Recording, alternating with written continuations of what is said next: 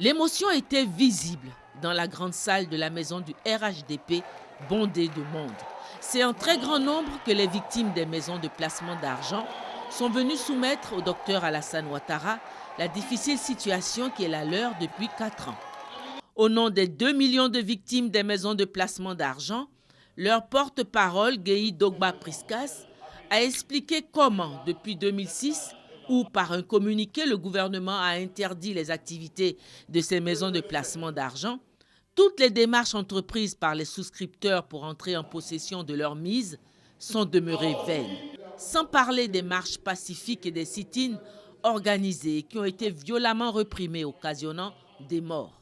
Pour étayer ce récit des faits, des souscripteurs grugés ont porté devant toute l'Assemblée le témoignage de la duperie dont ils sont les victimes. Après les avoir longuement écoutés, Alassane Ouattara leur a dit sa compassion et son indignation devant l'injustice qui les frappe.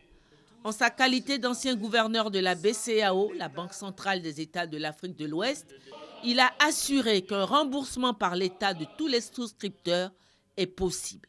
Je veux que vous sachiez que moi, je n'aime pas l'injustice. Je ne tolère pas l'escroquerie.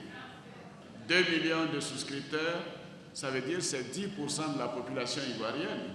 Comme au Bénin et au Niger, nous ferons un audit de ce qui est arrivé et nous prendrons la responsabilité de l'État pour résoudre cette affaire. Oui,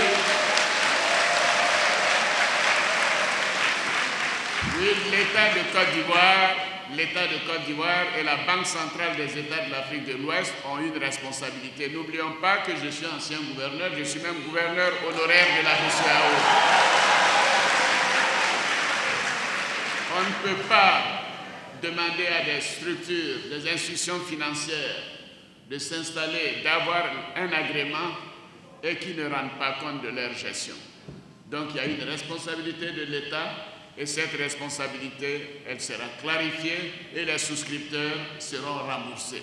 Vous serez remboursés. Reconnaissant de trouver enfin la solution tant espérée, les victimes ont longuement remercié le docteur Alassane Ouattara.